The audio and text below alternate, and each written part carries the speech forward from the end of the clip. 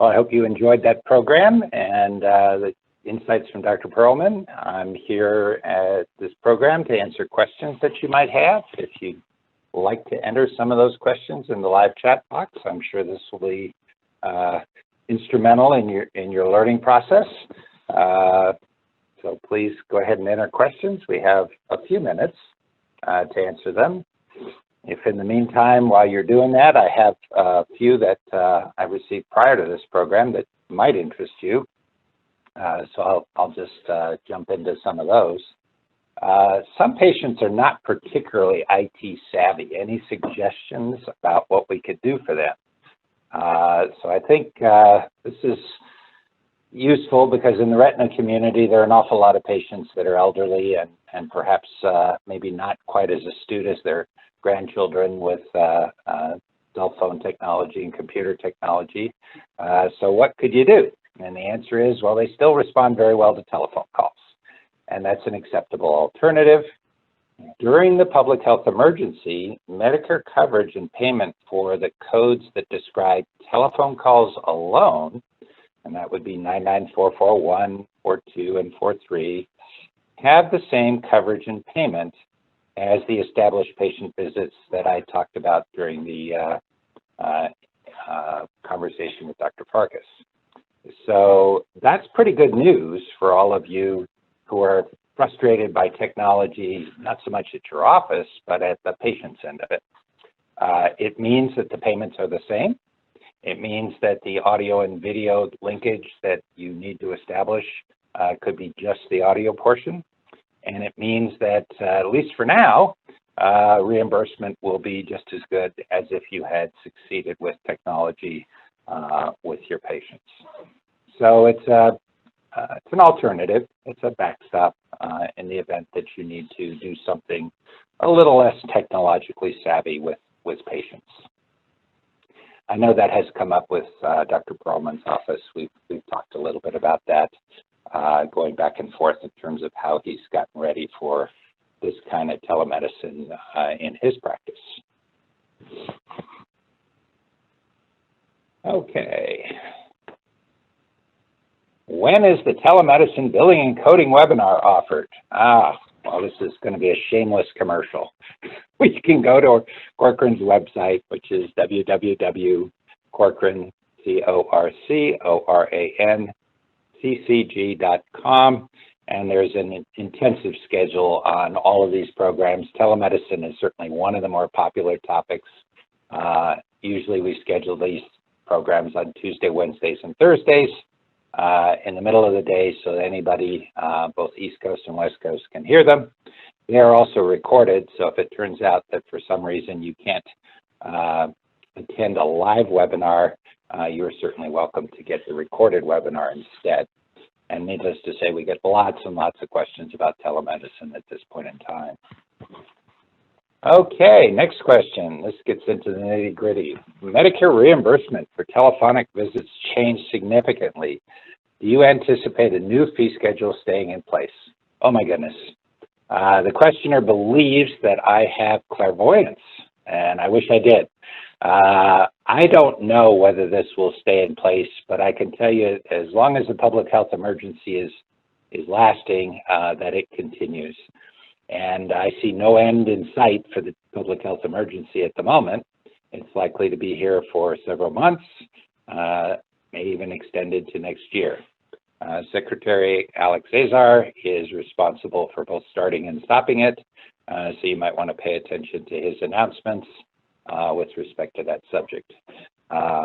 In terms of will telemedicine continue in the future as a covered benefit, I mentioned in the earlier program that Senator Schatz from Hawaii had introduced legislation in the Senate to extend coverage permanently to Medicare beneficiaries for telemedicine. That legislation is bipartisan. It's supported by Democrats as well as Republicans, but it has not passed. So as we sit here today, it's tentative. It's certainly a subject for consideration, but we don't know whether it will pass. It is widely supported by professional medical societies So we'll have to see what goes on there. Great question.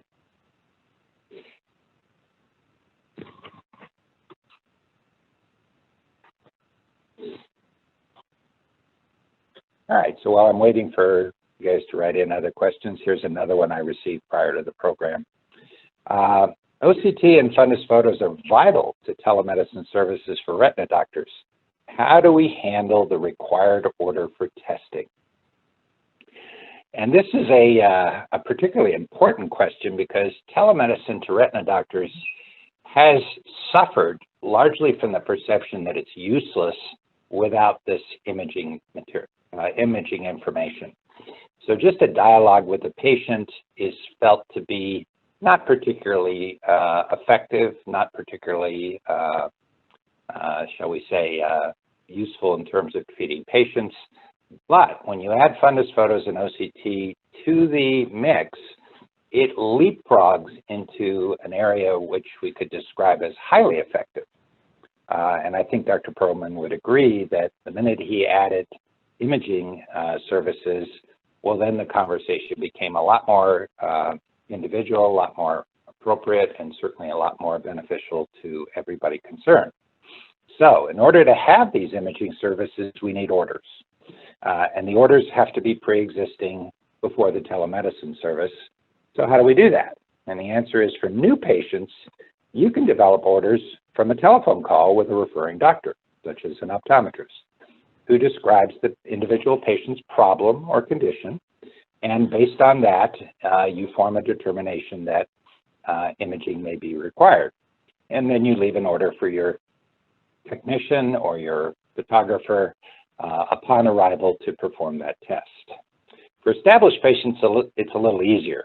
For those patients, you simply review the medical record prior to the telemedicine visit, and you formulate your order from that if you haven't already done so. For many patients, you may have already made that decision during the previous encounter, and if so, you don't have to do anything special. Sometimes you get a call from a caregiver or family member, particularly if the patient suffers from some dementia, and that person describes to you the individual patient's problem or concern, and based on that conversation, you can place an order ahead of the visit so the technician can proceed upon arrival. An important point to remember is that standing orders for tests are not covered no matter what you find. So it's not driven by the diagnosis of disease or abnormality. It's driven, in fact, by your order ahead of time to be able to be covered for the imaging services. So what should you put in your order? And the answer is, to be eligible for reimbursement, it must be individualized for the patient. A specific condition, certain eyes, a specific test, some justification for retesting when applicable, such as disease progression. Orders are individual and they are never assumed. So test interpretation should follow thereafter based on the results that you get, and long delays between performing the test and actually interpreting the test are untenable and would actually call into question the validity of the tests. So hopefully that's helpful for you in terms of this process, because without the telemedicine, without the imaging in the telemedicine, a lot of the people who might otherwise be interested in this will turn out to be a little bit turned off by it. Okay, here's a good question. Third parties have expressed concern about maintaining standard of care for eye visits. Do you anticipate that telehealth visits will be subject to a new level of audit scrutiny, and do you have any tips for documentation for E&M for the follow-up care? That's interesting because CMS has also had this perspective going into telemedicine, and they've addressed it in a fairly novel way. Instead of relying on the history and exam for choosing the level of service, CMS posted an instruction at the end of March that relies on the medical decision-making or time spent with the patient as the sole criteria for determining the level of service.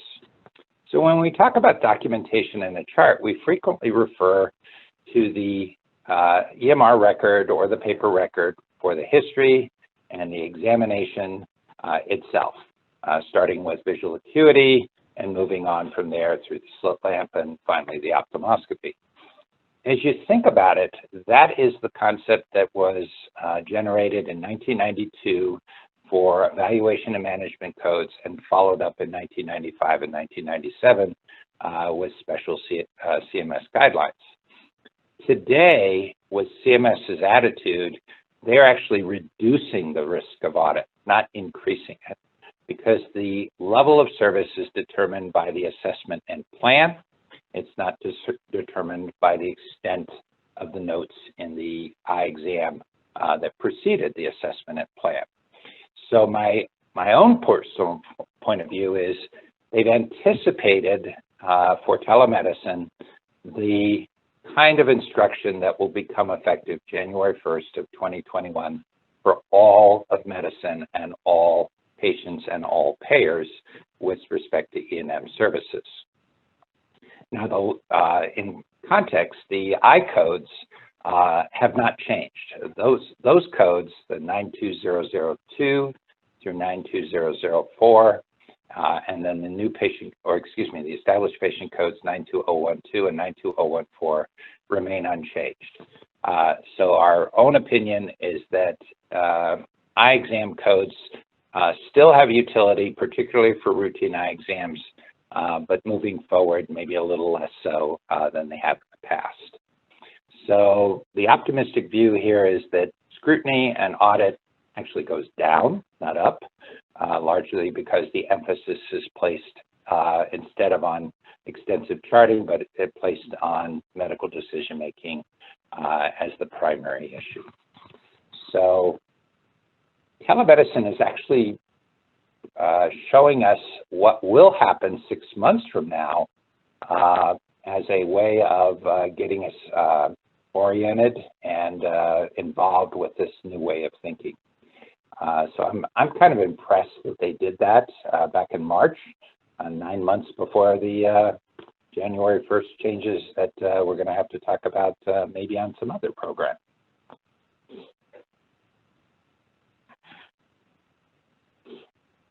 Thank you for that question. Really good question. All right, so while I'm waiting for another question, I'll use one of the ones that came in ahead of time. Is there any special paperwork for telemedicine? And the answer is yes, there is. There is a consent that is required for telemedicine, which you wouldn't normally do for, say, an ordinary eye exam. A consent for telemedicine can be either written or verbal. Where patients come to the office for testing prior to telemedicine visits, a written consent is a practical approach. The consent should be explicit on several important points. First and foremost, the consent for telemedicine is separate and discrete from other services such as diagnostic testing and/or surgery. Does the patient agree to receive evaluation management services via telemedicine? You can't force this. So I personally have received telephone calls from doctors for my own healthcare where it's presumptive that, of course, you're going to agree. And the answer is maybe not. Next point, does the patient accept that there are applicable copayments and deductibles? Indeed, the expectation is telephone calls from the doctor are free. So all of a sudden, if you say we're going to do a telemedicine service, it's obligatory to inform them that there are some financial considerations and obligations, and a general reminder that the call is not free.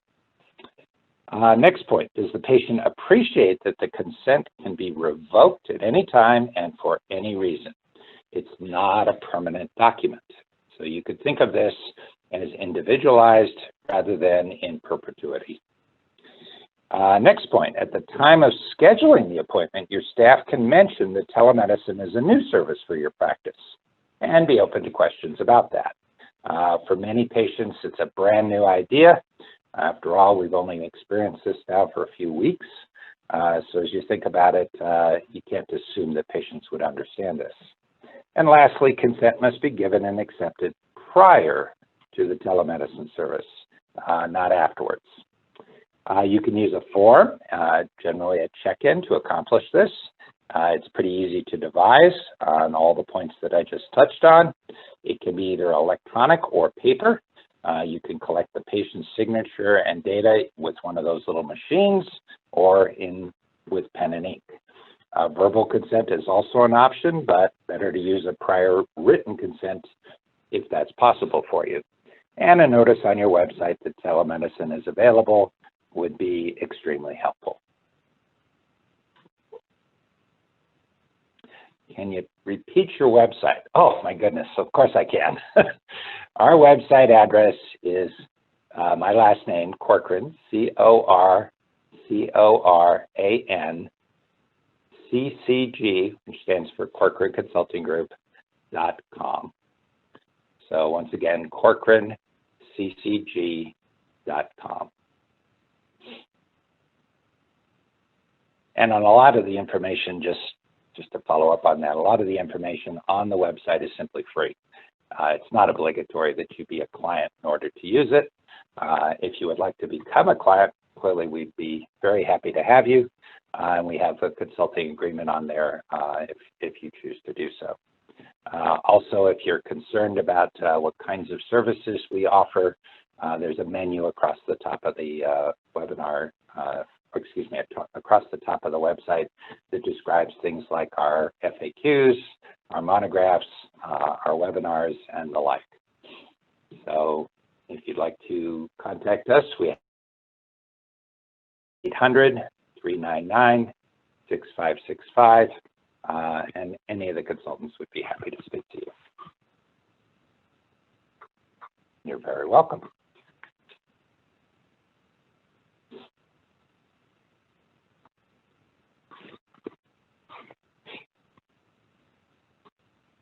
Well, just a question for all of you, since I have the chance to pose it. How do you find this program? Do you find it interesting and relevant, or do you find this to be not sufficiently in-depth and you'd rather have something even more in-depth perhaps later on? As instructors, we're always curious to know what you think of our programs. Do you find them helpful or not helpful at all? All right. Well, I did get a response, and it seems that we now have an agenda maybe for another meeting at a later time with a bit more detail. That's useful feedback to know, and I think for planning purposes, we'll take it into consideration for the next time we have one of these. Okay, well, this has been a great experience for me, and I thank you all for attending this program. It's been a pleasure to talk about remote evaluation and management with you and give you some insights, particularly from my conversations with Dr. Pearlman. In the future, we'd like to do this again, so hopefully you'll be able to do so. And I appreciate you joining this program with us today. And in the future, if we get to do this again, well, then I'd be happy to participate. Thank you all very, very much.